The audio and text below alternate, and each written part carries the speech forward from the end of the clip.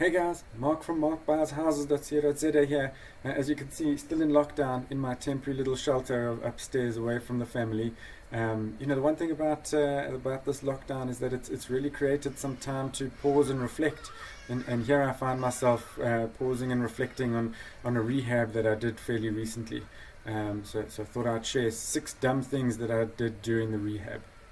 So here's a little bit of a kind of collage of what it looked like beforehand. You'll see some pictures. Unfortunately, didn't get a video at the time, but you'll see the place really out of the 80s. Very modular design, very closed space, dark, beautiful bathrooms with these kind of funky brown and beige crockery and toilets and things. But at the end of it, quite an extensive redesign, opened it up, made it a lot more brighter, a lot more open and quite modern, as you can see.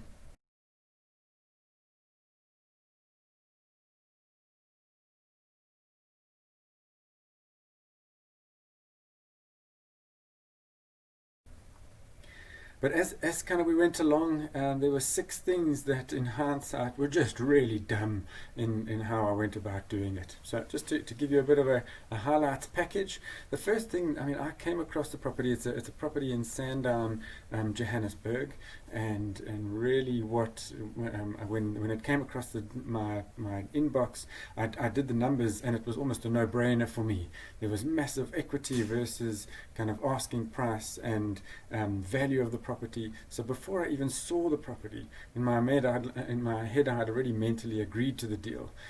So kind of going to visit the property, everything was like, it's fine, it's fine. And eventually kind of coming off the back of it, if I had just had my eyes open at the time, I would have seen like, whoa, okay, hold on, there is a reason for this equity in the deal.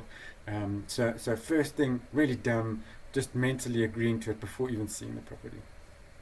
Number 2 was about going big on rehab. Now, one thing about kind of rehabs that I've learned over the years is the simpler, the easier, the better, right? If you can get a property that doesn't need any work, hey, what a win. In this case, oh man, I don't think there was a single square inch of the place that I didn't have to fix up and the likes. Now, big rehabs take longer, they cost more, there's scope creep, and they just give you endless pain at the end of the day. So a really dumb thing, I went big on the rehab. Third one, I designed the property the way that I would have liked it, not necessarily taking into view of what a tenant might like. So I was saying, when I walked through, I was like, oh, I'd like this there and I'd like that there, and if it was mine with kids, I'd want a bigger space here, and etc., etc. And really ended up overdoing it when it came to the rehab, because there's no reason to design it the way that I wanted it. I should have been designing it how I thought the tenants might want it, and therefore saved some bucks on that. So third point, really dumb, designing it the way I wanted it. The fourth one, I bumped my head on an electrician. So I got a subcontractor in to do the rehab, and in that process there was an electrician that got called in, and the electrician had to do all of the lightings and the switches and all of that type of thing. And first things first, I assumed that the subcontractor was going to manage the electrician. No, didn't happen. So I should have been more involved in the electrician and the likes.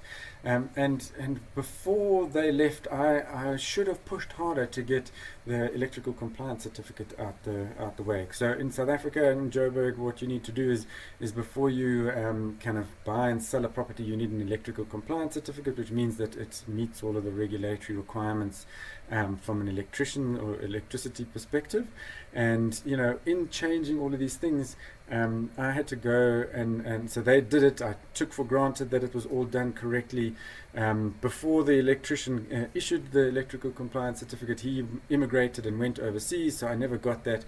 Had to get a second electrician in, and like 6,000 rand later, just fixing the rubbish that the first guy had done, which could have been avoided outright at the start. So another really dumb thing, not managing the electrician. The fifth one is really about not including time-based penalties into the contract work. So I had a contract with my subcontractor about the fixes that needed to happen, but I should have, in hindsight, I mean, it makes a hell of a lot of sense, right? In there, if you agree that it's going to take 4 months, put that it's going to take 4 months. If it takes more than that, then you take off a percentage of the total rehab cost. Now, because I didn't do this, the rehab probably took about 3 months longer than it should have. The subcontractor was very happy, like, oh, my guys are busy today, oh, I can't get them there, oh, this one has taken a little bit longer, and there was no recourse. So that's another thing. Fifth one, really dumb. Put time-based penalties into your contracts.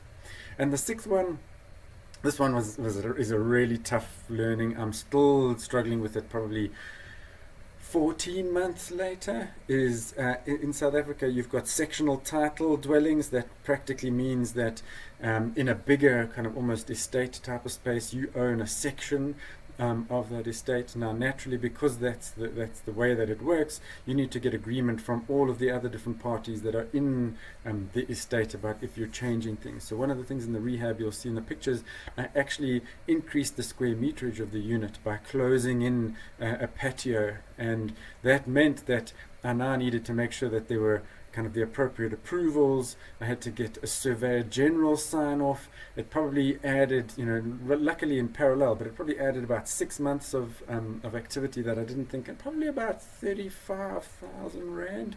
Not a small thing when it comes to trying to save or kind of be quick in a rehab. So careful, sectional titles, yeah, fix the inside, but be careful about adding square meterage. There's probably about 5 steps that it adds on to the process. So another thing, really dumb. So there we go, guys. 6 dumb things. Hope you can learn from them in your next rehab. I'm definitely going to do the same. Ciao. Catch you later.